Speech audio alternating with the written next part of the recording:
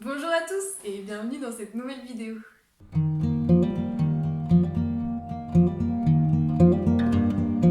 Aujourd'hui, je viens te parler de la salle de bain zéro déchet. Alors si toi aussi dans ta salle de bain, tu as des millions... Non, j'exagère. Alors si toi aussi dans ta salle de bain, tu as une quinzaine de produits qui traînent dans ta douche, que tu ne sais plus quoi en faire, que tu as une trentaine de produits qui traînent sur ton évier de salle de bain et que tu en as encore 50 autres dans tes placards, tout ça emballé bien soigneusement dans du plastique. Oui, toi derrière ton écran, je crois que tu as besoin d'une zéro déchet thérapie. C'est parti! Alors déjà, ce qu'il faut savoir dans les cosmétiques ou les produits d'hygiène traditionnels, c'est que ceux-ci viennent généralement de la chimie, c'est-à-dire qu'il y a des molécules chimiques dedans. Et c'est aussi pour ça que généralement on pense qu'ils sont plus efficaces que les cosmétiques ou les produits d'hygiène naturels. En fait, on a tellement été habitué à leur efficacité que, eh bien, on trouve que les autres sont moins efficaces. Alors certes, certains sont un petit peu moins efficaces, quoique on peut avoir une efficacité qui est aussi similaire dans la cosmétique, plutôt orientée bio. Si vous avez déjà regardé la liste d'ingrédients de vos cosmétiques industriels, franchement, ça a sans donner le mal de crâne. Et d'ailleurs, il y a eu plein de vidéos, plein d'applications qui se sont lancées sur ce sujet pour lancer des alertes sur le fait que dans les cosmétiques, on peut retrouver des perturbateurs endocriniens. Il faut savoir que ces substances chimiques, donc, on les retrouve dans l'eau, dans les produits ménagers, dans nos produits de beauté, dans nos produits d'hygiène, dans les tissus avec les colorants, sur nos vêtements. Bref, ils sont un petit peu partout. Certaines substances, elles mettent un temps fou à se dégrader dans l'environnement. Par exemple, c'est le cas des silicones où cela met environ de 400 à 500 ans pour se dégrader. Donc vous imaginez si tout le monde consomme des silicones, la quantité de silicone qu'il y a, c'est juste un truc de fou. En plus, sachant que la peau, c'est un organisme poreux, ça veut dire que ça va rentrer dans votre peau. Donc franchement, en 500 ans, t'as le temps de t'en étaler des kilos de silicone sur la peau. Donc cette pollution chimique, elle envahit la planète, elle la perturbe et elle la pollue. Il faut savoir que la cosmétique bio, elle contrôle les ingrédients qui sont intégrés à vos produits. Après, il faut savoir que la cosmétique bio, au niveau du marketing et surtout du packaging, généralement, elle est contenue dans du plastique. Donc, là, c'est pareil. Comme je vais vous en parler dans la dernière vidéo, pour avoir une salle de bain zéro déchet, évidemment, il va falloir réduire et donc ça veut dire adopter une routine plus minimaliste. Donc, exit les 300 milliards de sérums que vous allez pouvoir vous appliquer sur le visage, les crèmes de jour, les crèmes de soir, les crèmes de nuit, les crèmes pour le fessier, j'en sais rien. Toutes ces crèmes, en fait, moi maintenant j'en ai plus qu'une seule et croyez-moi, quand j'ai commencé cette démarche vers le zéro déchet, mes placards ils ressemblaient aussi à ceux de Sephora. Parce que le marketing il fait très bien son travail et que quand on entre, on a envie de tout acheter. En ce qui concerne la cosmétique bio, de mon expérience, c'est sûr qu'au niveau des odeurs, ça va être plus naturel, peut-être plus fleuri, peut-être plus fort parce qu'on est moins habitué.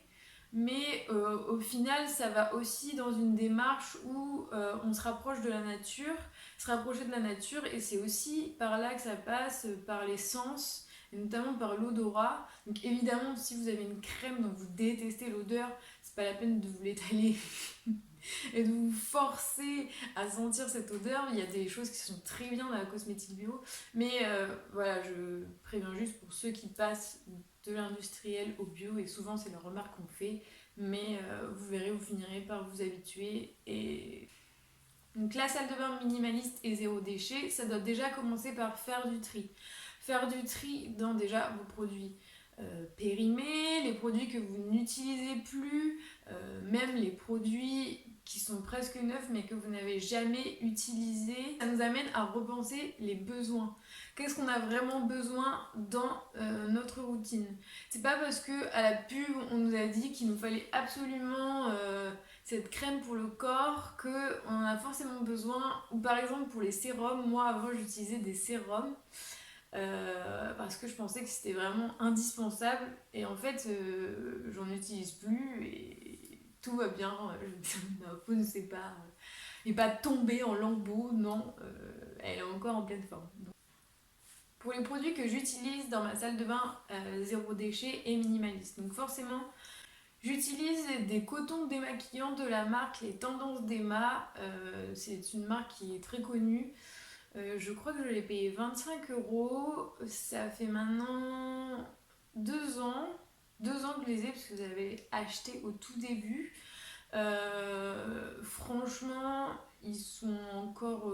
Bon, ils sont plus gris que blancs, mais ils sont pas du tout tachés. Ils sont encore très bien. Avec ces cotons, j'utilise une eau florale. Donc, une eau florale de lavande ou alors de bleuet. Donc ça dépend un petit peu de l'état de ma peau. Pour un côté plus astringent, je vais utiliser celle de lavande et pour un côté plus apaisant, je vais utiliser celle de bleuet. Voilà, après ça dépend de ce que vous avez besoin. Une fois que je me suis débarbouillé le visage, donc ça va être le matin, je passe directement à ma crème de jour. Donc ma crème de jour, c'est une crème Velleda. Donc il faut savoir qu'elle n'est pas dans du plastique, elle est dans un tube en aluminium. Je pourrais très bien la faire moi-même, mais moi j'aime celle de chez Velleda. Et en plus, elle me dure assez longtemps. Je crois qu'elle doit me durer au moins 6-8 mois. Donc il en faut pas beaucoup. Donc voilà. Moi j'ai choisi la marque Velleda parce que c'est une marque qui est engagée et c'est aussi une marque qui est cruelty free. Donc ce sont des valeurs qui sont importantes quand je choisis mes produits. Donc voilà, j'ai choisi celle de Velleda. Elle est très bien, ça fait 1 an ou plus que je l'utilise. Et pour les peaux mixtes à grasse, moi j'ai la peau mixte, donc voilà, elle fait le taf, elle est très bonne.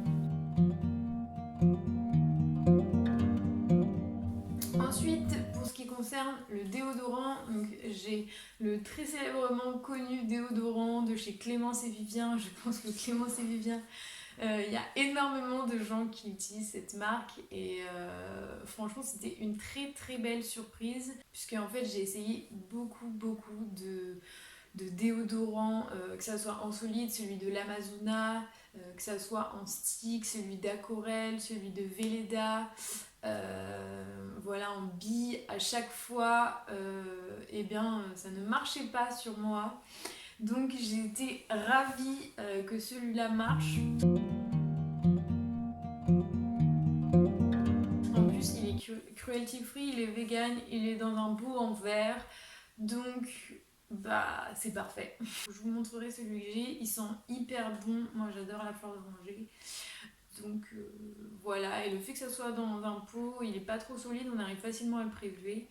Donc, voilà. Et il marche super bien toute la journée. Et si, comme moi, vous courez un petit peu partout et que vous avez un mode de vie plutôt actif et que les déodorants bio, et ben, vous sentiez quand même le poney quand vous en mettiez, bah, celui-là, je vous jure que ça a marché. Ensuite, pour le visage, j'utilise un savon. Donc, moi, comme je vous disais, j'ai la peau mixte.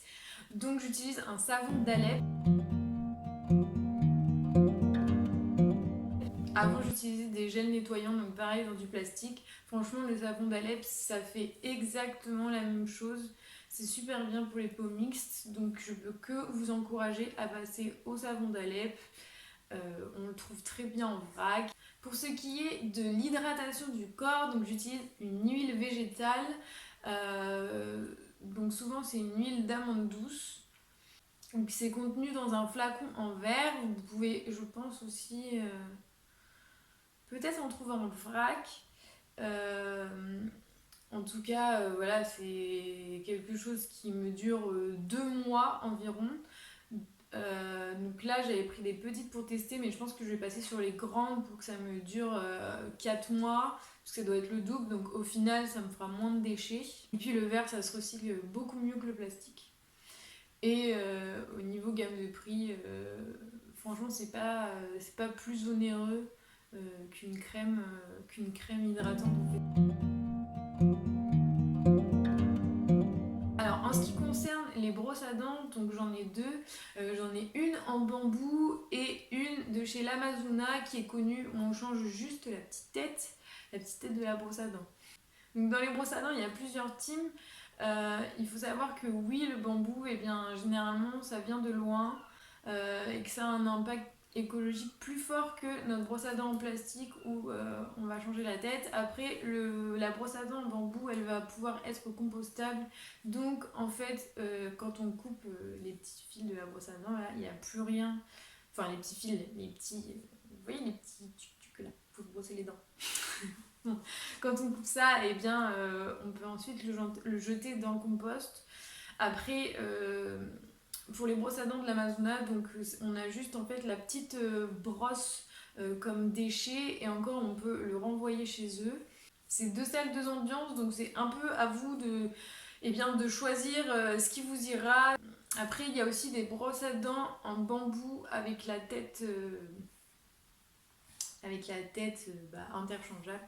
Donc je pense que c'est à vous aussi de trouver la solution qui vous plaira et qui vous conviendra surtout en fonction de vos valeurs. Pour le dentifrice, j'utilise un dentifrice de chez Pachamamai. Pareil, lui aussi, il est très célèbre. C'est le dentifrice bio solide que j'ai préféré.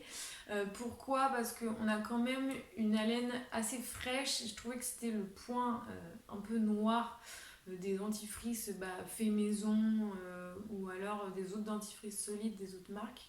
Alors je sais qu'on peut rajouter de l'huile essentielle de menthe poivrée pour avoir vraiment cette impression. Moi je cherchais quand même un dentifrice où il n'y avait pas besoin de rajouter et où il y avait directement tout. Alors il faut savoir que c'est un petit pot, donc je vous montrerai.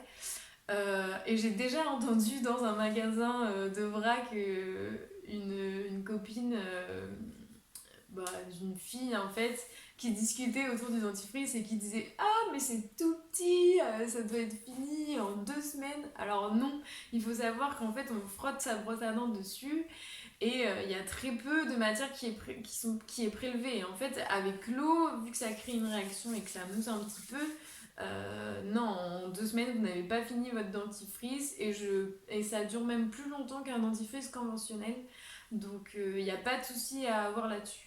Ensuite, vous pouvez juste acheter la recharge, ce qui vous fait un dentifrice 100% vrac et réutilisable et zéro déchet. Voilà pour ma salle de bain minimaliste et zéro déchet. Souvent, c'est un endroit où il y a énormément de plastique dans la salle de bain et où très simplement on peut vraiment réduire ses déchets en passant tout simplement à des produits d'hygiène solides. Donc c'est pareil, le shampoing, le savon, le dentifrice, le déodorant, tout ça vous pouvez le trouver sous forme solide, ce qui vous enlève énormément de déchets et notamment parce que les contenants sont en plastique, donc vu que c'est solide, vous n'aurez pas besoin de contenants. Et pareil, privilégiez des cosmétiques qui sont plutôt dans des bouteilles en verre. Alors attention, parce que le verre c'est pareil, ça casse, donc ne soyez pas comme moi qui avait acheté une crème paille et qui au bout de 3 jours a cassé le tube. Donc c'était super, prenez-en soin, prenez soin de vous, prenez soin de la planète.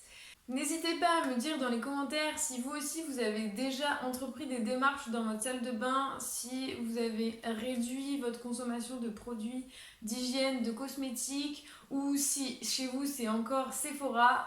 Voilà. On n'est pas là pour juger les gens, chacun avance à son rythme. Et voilà, si vous regardez cette vidéo, j'espère que je vous aurai aidé dans votre démarche, ou alors pas du tout. Bref, vous pouvez me laisser un commentaire et puis j'y répondrai. Si vous avez aussi aimé cette vidéo, n'hésitez pas à mettre un pouce bleu puisque je commence. Donc voilà, si ça vous a plu, faites-le moi savoir. Merci beaucoup. Et à bientôt dans une nouvelle vidéo. Salut!